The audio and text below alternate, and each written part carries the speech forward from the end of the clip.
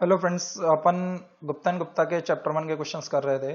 तो उसी क्रम को आगे बढ़ाते हैं। कुछ क्वेश्चन मैंने आपको करा दिए थे, उसी क्रम को हम आगे बढ़ा रहे हैं। तो अपने पास नेक्स्ट क्वेश्चन नंबर जो है वो है 172। तो अपन इसको डिस्कस करते हैं। क्वेश्चन नंबर 172 क्या कह रहा है? Which one of the following statement about creep of metal is correct? यानी मेटल के क्रीप के लिए इनमें से कौन सा स्टेटमेंट सही है?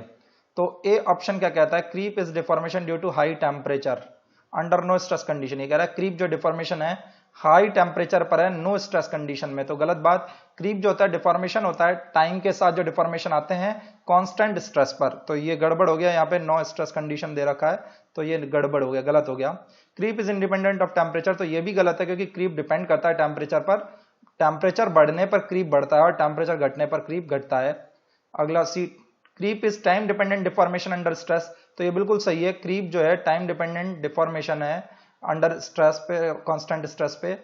For a given level of stress the rate of creep is independent of time. तो ये भी गड़बड़ हो गया, क्रीप बिल्कुल धोनी के अपोजिट बैटिंग करता है। जैसे जनरली धोनी शुरू में धीमा और बाद में तेज खेलता है, तो क्रीप उल्टा खेलता है, क्रीप शुरू में तेज और बाद में धीमा खेलता है। तो यहां पर सही आंसर आएगा सी।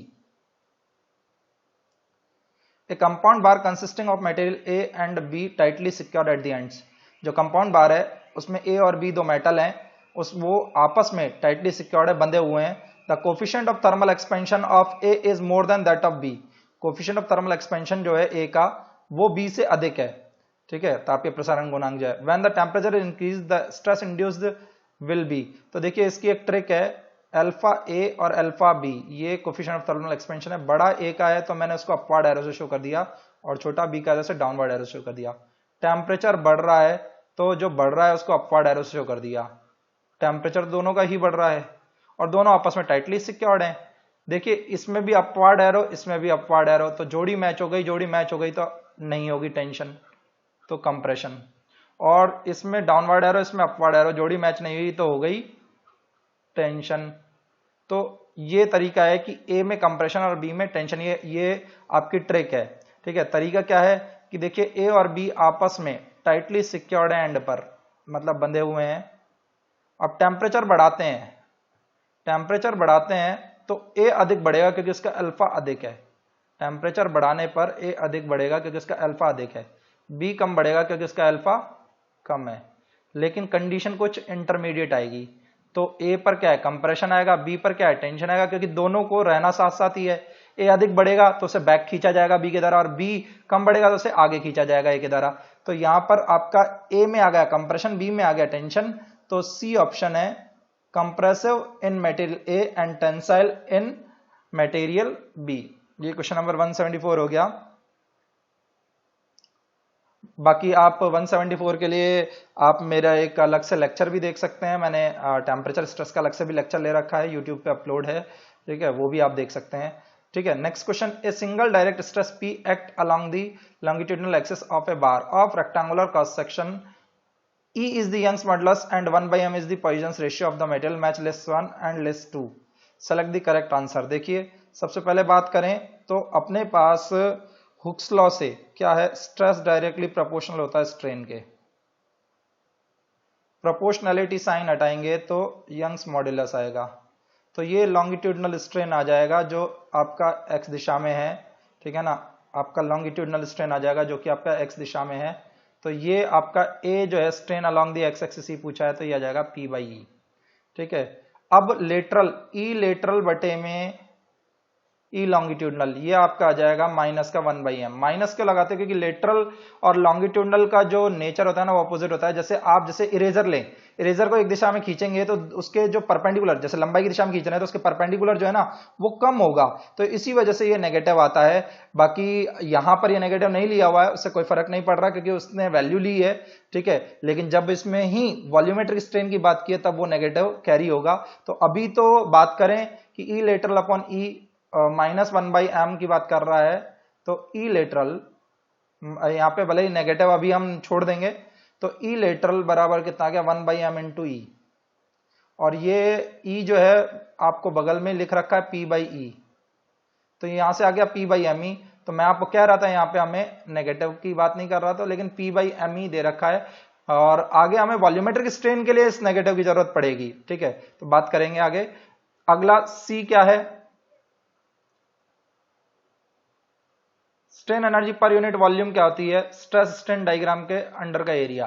तो अपन लीनियर कंडीशन में लेते हैं, तो ये आपका सिग्मा, ये सिग्मा या फिर पी, और ये आपका स्ट्रेन है ई। तो इसका एरिया क्या आ जाएगा, स्ट्रेन एनर्जी पर यूनिट वॉल्यूम 1/2 स्ट्रेस इंटू में स्ट्रेन। ठीक है, तो ये स्ट्रेस इंटू में स्ट्रेन, ये P, और ये स्ट्रेन जो आएगा P/E, जो मैंने शुरू में आपको करके दिया है, ये वाला। ठीक है, तो ये P/E, तो यहां से ये आ जाएगा P²/2E, यानी ये स्ट्रेन एनर्जी पर यूनिट वॉल्यूम में आ गया P²/2E। ठीक है, यानी हमने एक्स एक्सिस के अलॉन्ग देख लिया P/E, ये शुरू में फर्स्ट डेरिवेशन जो दिया, और वाई एक्सिस के अलॉन्ग देख लिया P/ME। मैंने बताया आपको नेगेटिव यहाँ पे नहीं लगाया हुआ है, कोई फर्क नहीं पड़ रहा है, यहाँ पे डायरेक्टली पूछना चाह रहा है वैल्यूज को। ठीक है, लेकिन वॉल्यूमेट्रिक स्ट्रेन में नेगेटिव बहुत काम आएगा।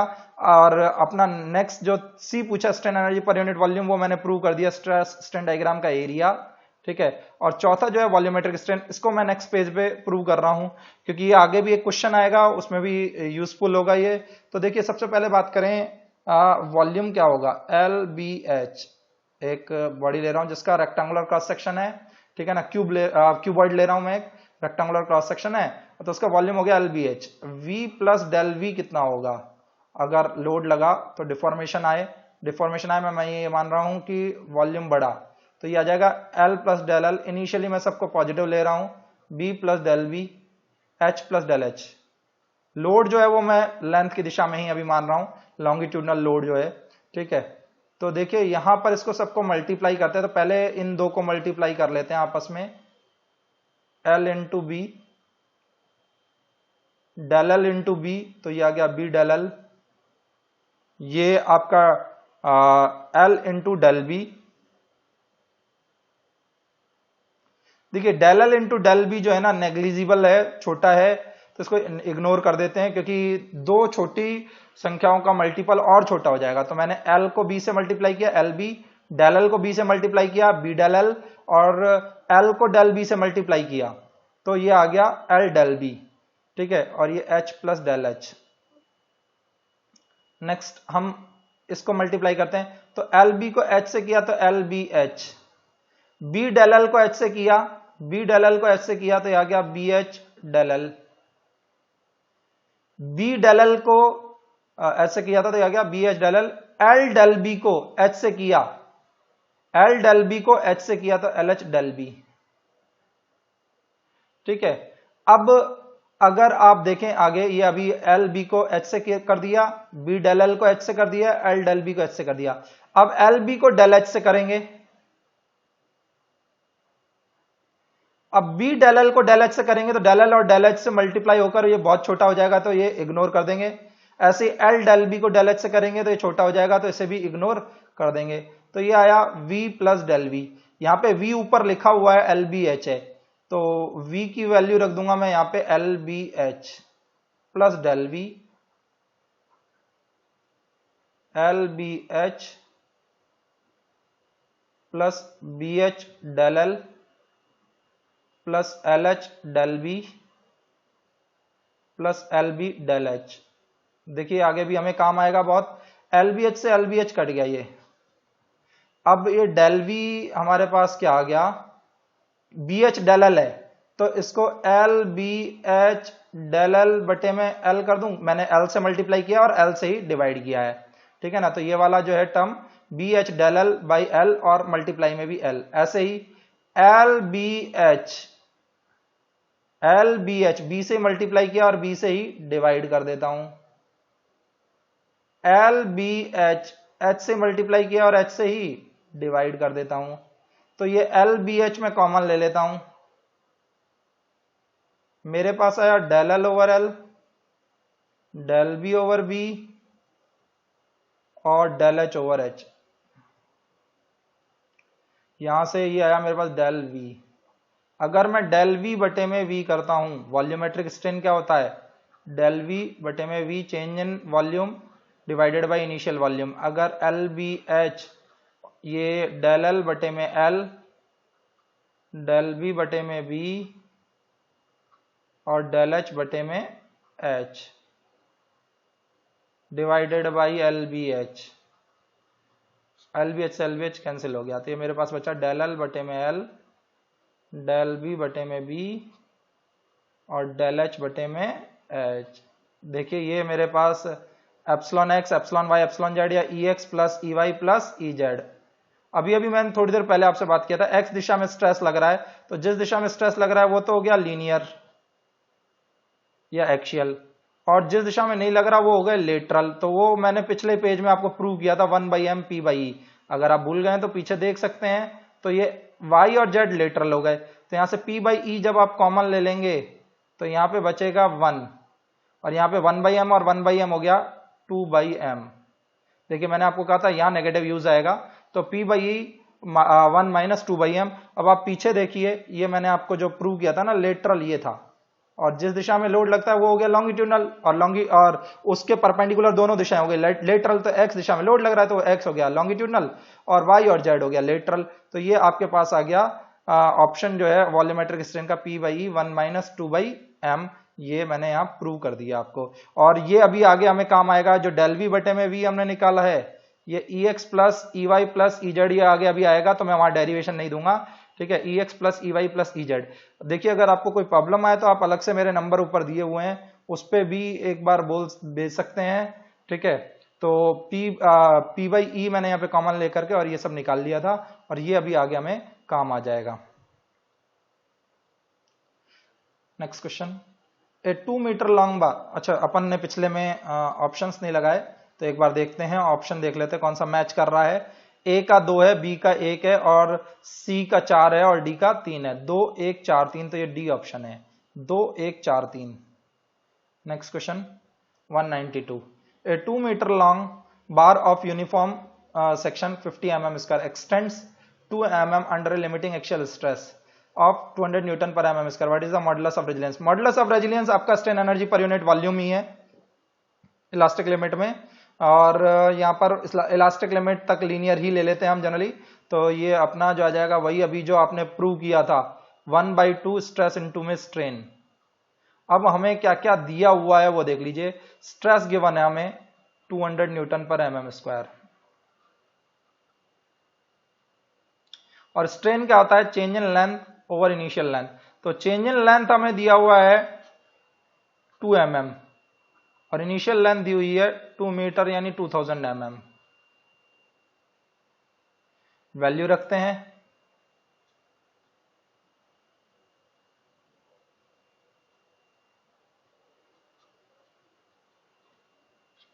टू से ये 2000 गया 1000 टाइम्स, 2 से ये 200 100 टाइम्स, 100/1000 ये आपका 0.1 आ गया।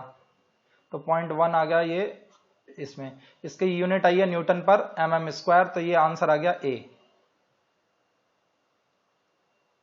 इफ E इक्वल टू 2.06, देखिए मैंने आपको बताया था कि जो सडन लोड लगता है उसमें मैंने आपको डेरिवेशन दिया है लेक्चर नंबर 1 में, जो इसी के ही हैं लेक्चर 1, उसमें डेरिवेशन भी दिया था कि जब सडन लोड लगता है तो जो स्ट्रेस आता है वो आता है 2p/a। और अभी अभी थोड़ी देर पहले आपको बताया था कि स्ट्रेस डायरेक्टली प्रोपोर्शनल स्ट्रेन के है।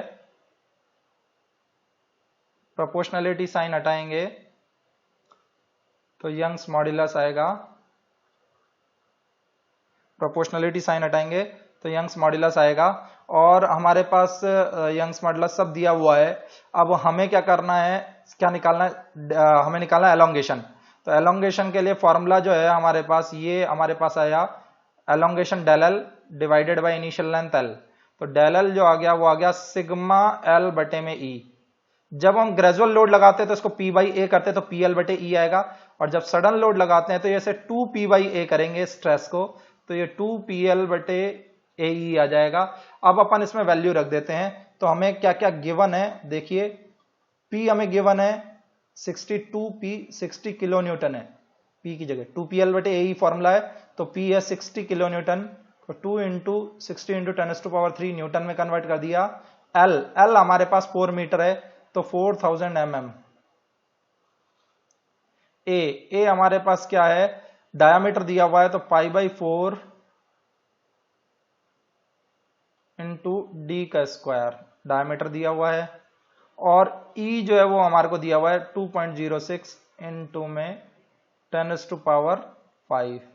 इसको सॉल्व करेंगे तो आपके पास आ जाएगा 1.19। ठीक है, अपन अगर यूनिट की बात करें तो P जो है वो न्यूटन में लिया है मैंने, ठीक है, और L जो है mm में लिया है, एरिया जो है mm स्क्वायर में लिया है, और E जो है वो आपके पास न्यूटन पर mm स्क्वायर में है। mm स्क्वायर से mm स्क्वायर कट जाएगा, न्यूटन से न्यूटन कट जाएगा, तो आपके पास जो जवाब बचेगा वो बचेगा mm में। तो ये आपके पास जवाब आ गया A।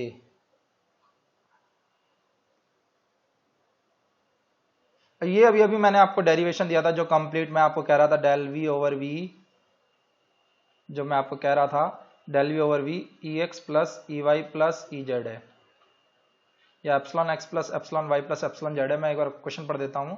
Given that for an element in a body of homogeneous isotropic material subjected to plane stress epsilon x, epsilon y and epsilon z are normal strain in x, y, z direction respectively and mu is the Poisson's ratio, the magnitude of unit volume change। तो unit volume change यानी volume 1 लिया है तो आपका v अगर 1 कर दिया तो डेल v आपका यही हो जाएगा EX plus EY plus EZ या epsilon x plus epsilon y plus epsilon z। तो ये आपका आंसर आ जाएगा A।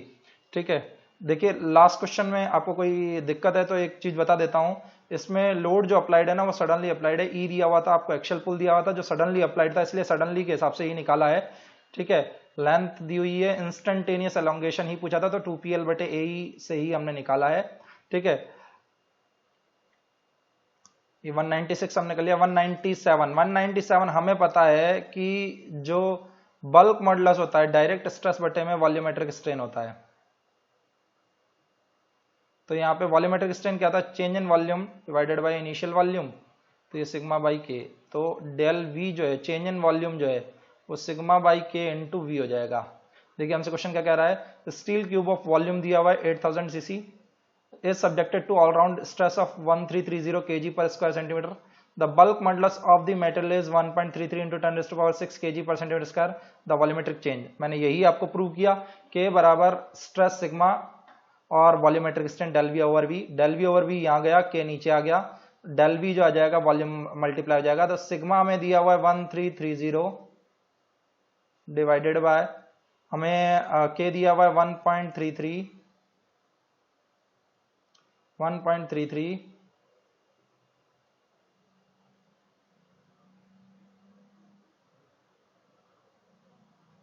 इंटू 10⁻⁶ इंटू हमें क्या दिया हुआ है वॉल्यूम 8000। अब ये 1.33 इंटू 10⁻⁶ और ये सब मल्टीप्लाई करके जब आप निकालेंगे वैल्यू तो आपके पास आता है 8 सीसी। इसकी और इसकी यूनिट आपस में कट जाएगी क्योंकि ये भी केजी पर स्क्वायर सेंटीमीटर में, ये भी केजी पर स्क्वायर सेंटीमीटर में, तो ये कट जाएगा और हमारे पास क्या आ जाएगा, ये सीसी की जो यूनिट है यही आ जाएगी। ठीक है ना, क्यूबिक सेंटीमीटर। तो अपना जवाब हो जाएगा ए। देखिए हम जानते हैं रिलेशंस जो हैं, E बराबर 2N या 2C, हम जानते हैं जो मॉडुलस ऑफ रिजिडिटी होता है उसे CNG से नोट करते हैं। ठीक है ना, 1 प्लस म्यू या 2C1 प्लस म्यू,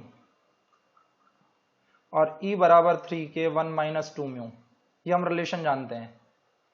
अब अगर आप देखें ये भी E के बराबर, ये भी E के बराबर है, तो दोनों को बराबर रख दें तो 2C 1 प्लस म्यू बराबर 3K 1 माइनस 2 म्यू। मल्टीप्लाई करेंगे 2C plus mu 2C, 3K minus mu 6K, इसको वहां ले जाएं और ये 2C वाले को इधर ले आए तो हो जाएगा म्यू 6K प्लस का हो जाएगा plus mu 2C 3K minus 2C, यहां से म्यू कॉमन लूंगा मैं तो ये बच जाएगा 6K plus 2C equal to 3K minus 2C। तो ये म्यू आ जाएगा 3K minus 2C upon 6K plus 2C, 3K minus 2C upon 6K plus 2C। तो ये ऑप्शन है 3K minus 2C upon 6K plus 2C, C option है 198 में। ये एक अच्छा क्वेश्चन है। A bar of circular cross section varies uniformly from a cross section 2D to D if extension of the bar is calculated treating it as a bar of average diameter then the percentage error। तो percentage error निकालने के पहले तो correct निकालना पड़ेगा क्या है, correct क्या है, फिर ही तो एरर पता लगेगी। तो करेक्ट आता है 4pl पाई d1 d2e, पाई d1 d2e। तो d1 है 2d, d2 है d और e हो गया e, 4pl पाई d1 d2e। ठीक है, अब एरर का कह रहा है जब इसको ये निकालता है क्या मान करके, एवरेज, यानी 2D और D का जो एवरेज है वो 1.5D है। तो इधर भी 1.5D और इधर भी 1.5D। तो ये वैल्यू लेकर के निकाल रहा है ये सब मल्टीप्लाई में है। ठीक है, ये सब मल्टीप्लाई में आपस में। तो यहां से हमारे पास क्या आता है, यहां से आता है 4pl और 2πd²e और यहां से आता है 4pl 2.25 पाई d²e। अब आप देखिए एरर कैसे बताएंगे, परसेंटेज एरर कैसे बताएंगे। ठीक है, तो ये आप del L minus del L dash, क्योंकि पहले तो करेक्ट बताना था तो डेल एल करेक्ट है और डेल एल डैश जो है वो इनकरेक्ट है। तो करेक्ट हमारा 4pl पाई d1 d2e से आया और इनकरेक्ट में हमने कैसे निकाला, एवरेज लेकर के, क्योंकि हमसे कह रहा है। अब ये वैल्यू रखेंगे जब आप 4pl 2 पाई d²e माइनस 4pl 2.25 पाई d²e बटे में 4pl 2 पाई d²e इनटू में 100। अब आप देखिए ऊपर से और नीचे से सब में से 4pl पाई d² कॉमन आएगा, कट जाएगा। यहां बचेगा 1/2 जो कि हो गया 0.5, यहां बचेगा 1/2.25 जो कि हो गया 0.4444, ठीक है ना, डिवाइडेड बाई 0.5 इंटू में 100। ये आपके पास आ गया 0.5556 के अराउंड आ गया हमारे पास, 0.0556 के अराउंड आ गया हमारे पास। तो इसमें जैसे ही 0.5 का भाग लगाओगे इंटू 100 करोगे तो ये आ जाता है 11.1% के अराउंड आता है। ठीक है ना, आप घटा के देखिएगा 0.5 में से 0.4444 डिवाइडेड बाय 0.5, ये जैसे आप घटा के देखेंगे तो ये आपका 0.0555 कुछ आता है बटे में 0.5 इंटू 100, तो 11.1%।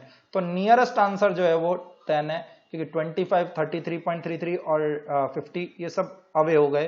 तो ये आपका आंसर आएगा। The length of coefficient of thermal expansion of Young's modulus of bar A are twice that of bar B। ठीक है ना, देखो लेंथ कह रहा है, कोफिशिएंट ऑफ थर्मल एक्सपेंशन कह रहा है और यंग्स मॉडुलस कह रहा है एक बार का। तो एक बार लिख देते हैं। तो आपका एक तो EA ट्वाइस है EB से, LA ट्वाइस है LB से और alpha A coefficient of thermal expansion twice है अल्फा B से। अब हमसे कह रहे हैं the temperature of both bar is increase by same amount preventing any expansion then the ratio of stress developed in bar A that of bar B। तो देखिए अपन A को ऊपर लेंगे और B को नीचे, क्योंकि जो पहले बोला होता है वो पहले लेते हैं। ठीक है, तो ये आपका आ जाएगा EA अल्फा A T, क्योंकि जो फॉर्मूला है E अल्फा T होता है। ठीक है, आप मेरा लेक्चर देख सकते हैं टेम्परेचर स्ट्रेस का। ठीक है ना, तो ये आपके पास फॉर्मूला आ गया। अब हम EA की वैल्यू रख देते हैं 2EB, अल्फा A की वैल्यू रख देते हैं 2 अल्फा B और T तो सेम है ही, यहाँ पे EB अल्फा B और T कट करके बचेगा 4। तो जवाब आ जाएगा बी ऑप्शन है 4। देखिए ये हमसे क्या पूछा है, the side AD of the square block ABCD as shown in figure 10.32 is fixed at the base and it is under a state of simple shear causing shear stress tau and shear strain phi। ठीक है, तो where phi दिया हुआ है, phi आपका क्या है, shear strain है, shear stress बटे modulus of degree. The shape दी है, the distorted shape is A B dash C dash D, the diagonal strain will be. तो डायगोनल स्ट्रेन देखिए मैंने नेक्स्ट में डायग्राम भी बना रखा है। तो डायगोनल स्ट्रेन जो है वो आपका क्या है, ये AC जो है, ये AC हमने ये परपेंडिकुलर इस तरीके से डाला है कि AC बराबर AC डबल डैश है, ये इस तरीके से डाला है। कि AC बराबर AC डबल डैश है। अब आपको पता है लीनियर स्ट्रेन क्या था, चेंज इन लेंथ, तो पहले था AC, अब ये बढ़ करके AC डैश हो गया, तो चेंज इन लेंथ कितना आया, C dash C double dash, ये चेंज इन लेंथ है, डिवाइडेड बाय इनिशियल लेंथ जो कि हो गई AC या AC डबल डैश, एक ही बात है, चेंज इन लेंथ बटे में इनिशियल लेंथ, लंबाई में परिवर्तन बटे में प्रारंभिक लंबाई। ठीक है, ये डेरिवेशन भी डिप्लोमा में आता है, तो इसको थोड़ा सा ध्यान भी रखें। ठीक है, और ये आपके पास जो है डिप्लोमा में बीटेक में भी पूछा जाता है। तो ये तो आया लीनियर स्ट्रेन। अब शियर स्ट्रेन क्या है, ये आपका फाई है एंगल, इसको अप्रोक्स कर्व मान के कर लें या स्मॉल एंगल मान के कर लें, तो ये जैसे लंब बटे में आधार कर लें या चाप बटे में त्रिज्या कर लें, तो ये आपके पास आ गया बीबी डैश बटे में AB, और जो ये बीबी डैश है ना ये बराबर है CC डैश के, ये जो बीबी डैश है ना ये बराबर है CC डैश के। तो ये तो आया हमारे पास shear strain phi CC dash बटे में AB, और ये आया हमारे पास C dash C double dash बटे में AC। अब ये दोनों आपस में एक दूसरे को पहचान नहीं रहे हैं, तो जैसे हम शादियों में जाते हैं और हमारे रिश्तेदार मिलते हैं तो वो हमसे पूछते हैं पहचाना या नहीं पहचाना, और हम मना करते हैं तो वो हमें पहचान करवाते हैं, मैं तुम्हारे पापा का या तुम्हारे मम्मी का, ये वो इस तरीके से ही। तो अंश को अंश से, हर को हर से, यानी न्यूमरेटर को न्यूमरेटर से और डिनोमिनेटर को डिनोमिनेटर से पहचान करा दो, हो जाएगा। तो सबसे पहले तो हर वाले की बात कर रहा हूं, तो इसके लिए मैंने ट्राइंगल लिया ABC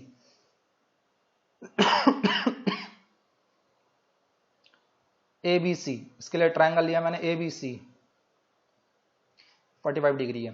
तो AB बेस है और AC आपका क्या है, हाइपोटेनियस। ठीक है ना, AB आधार है और AC क्या, कर्ण है, तो आधार बटे कर्ण जो होता है cos 45, तो AB निकल आया AC के रूप में, AB बराबर AC cos 45, और cos 45 होता है 1/√2, तो ये आ गया AC बटे √2। ठीक है ना, cos 45 1/√2 होगा, AC इधर मल्टीप्लाई हो गया तो AC बटे √2, तो ये पहचान हो गई हर की हर से। अब अंश की अंश से पहचान कराते हैं, तो इसके लिए लेंगे triangle C double dash C dash, ये अप्रोक्सीमेटली 45 डिग्री है, मतलब 45 डिग्री से थोड़ा कम होता है लेकिन ये अप्रोक्सीमेटली 45 डिग्री लेंगे। अब देखो ये C डैश कर्ण है, तो कर्ण बटे में आधार, कर्ण बटे में आधार हो जाएगा सेक थीटा, तो ये C डैश बराबर आ गया C dash C double dash √2। ठीक है, तो अंश की अंश से पहचान करा दी, हर की हर से पहचान करा दी।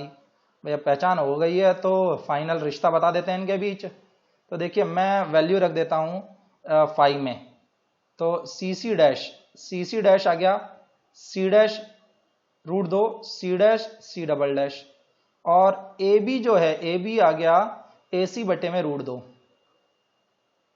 AC बटे में √2 ऊपर चला जाएगा 2 हो जाएगा, और ये आपके पास जवाब आ गया, ये हमारा जाना पहचाना दोस्त आ गया।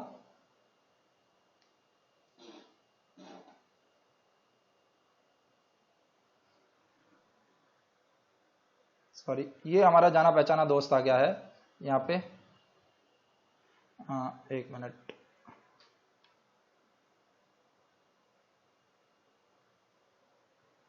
तो ये वैल्यू हमारे पास आ गई है C dash C double dash और ये AC, तो ये 2 C dash C double dash बटे में AC, तो C dash C double dash बटे में AC क्या है, E है, तो फाई बराबर आ गया 2E, तो E बराबर क्या आ जाएगा, फाई बाई 2, तो ये फाई बराबर 2E आ गया। देखो अंश के अंश से पहचान और हर की हर से पहचान करा दी, तो यहाँ पे E बराबर ऑप्शन है फाई बाई 2। नेक्स्ट, ये थोड़ी देर पहले भी आपने डिस्कस किया था, तो आगे बढ़ते हैं। The list given below refer to a bar of length L, cross sectional area A, Young's modulus E, Poisson ratio mu and subjected to axial stress P, match list 1 with list second. Volumetric strain, देखिए मैंने थोड़ी देर पहले आपको volumetric strain निकाला था। Volumetric strain आया था P by E1 minus 2 mu, थोड़ी देर पहले ही अपन ने बात की है, इसी लेक्चर में ही बात की है। तो P by E1 minus 2 mu, तो ये आपके पास थर्ड है P by E1 minus 2 mu. Strain energy पर यूनिट वॉल्यूम, ये भी थोड़ी देर पहले ही बात की थी, P स्क्वायर बाई 2E, थोड़ी देर पहले ही अपन ने ये ड्राइव किया था। Ratio of Young's modulus to bulk modulus, तो देखिए बल्क मॉडुलस और यंग्स मॉडुलस का रिलेशन है E equal to 3 K 1 minus 2 mu. Mu या 1/m एक ही बात है, ठीक है। तो यहाँ पे E/K Young's modulus to bulk modulus पूछा है, तो ये 3 1 - 2 म्यू, तो 3 1 - 2 म्यू ये हमें दिख रहा है 2 में, तो C के लिए आ गया 2, A का आ गया 3, B का आ गया 4, C का आ गया 2। Ratio of Young's modulus to modulus of rigidity, तो ये हम रिलेशन जानते हैं E = 2n 1 + म्यू, तो E/n क्या आ जाएगा, E/n आ जाएगा 2 1 + म्यू, तो 2 1 + म्यू, तो ये है 1 में, ठीक है। तो ये हमारे पास आ गया 1, तो अपने पास आ गया 3 4 2 1, 3 4 2 1 ए ऑप्शन है, ठीक है।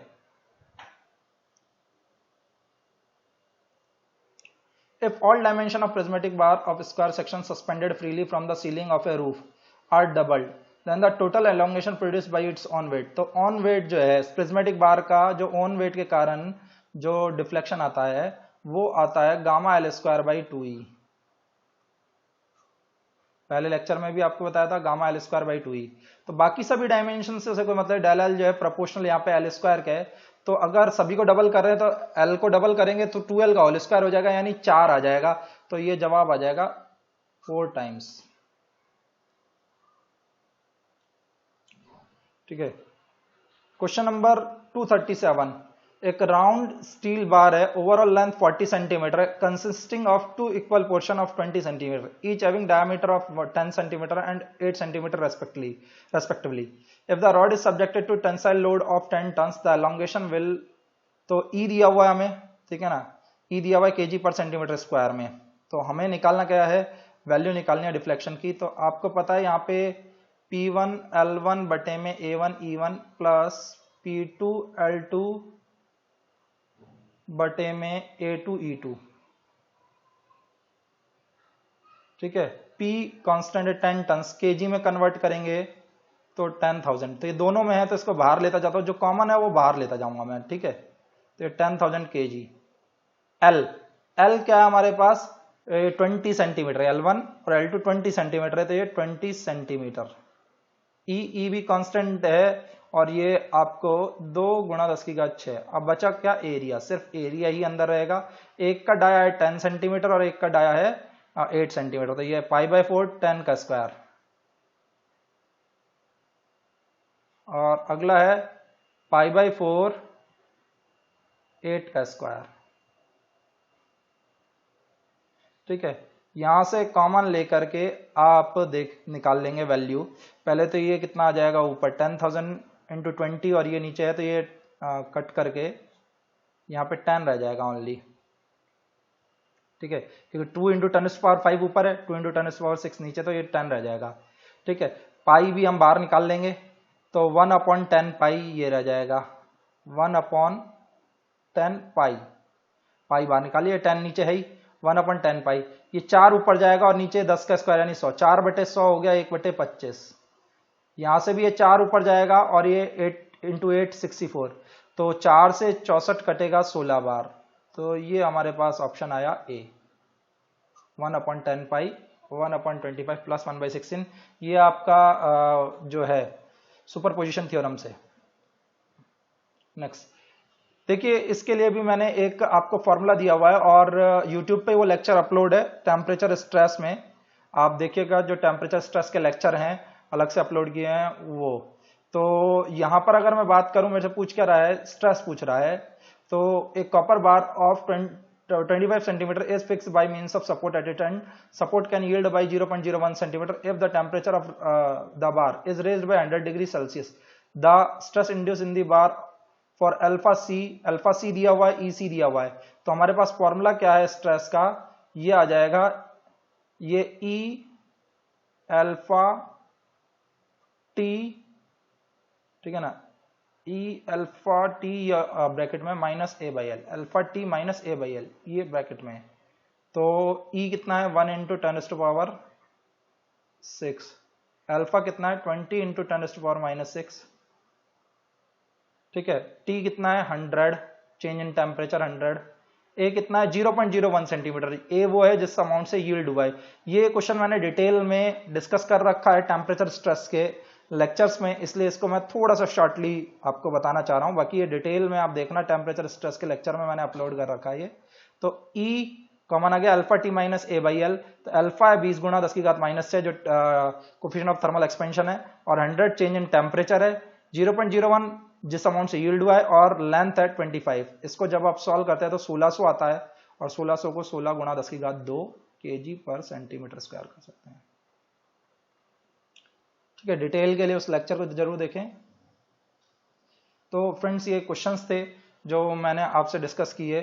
ठीक है, कोशिश करूंगा कि मैं आपको ज़्यादा से ज़्यादा एक दिन में वीडियो बनाऊं, क्योंकि एक जो है वीडियो में ज़्यादा क्वेश्चंस लेने से बहुत हैवी वीडियो बन जाता है। तो कोशिश यही रहेगी 15-15, 20-20 क्वेश्चन करके ज़्यादा से ज़्यादा वीडियो बनाऊं। ठीक है, थैंक यू फॉर वॉचिंग।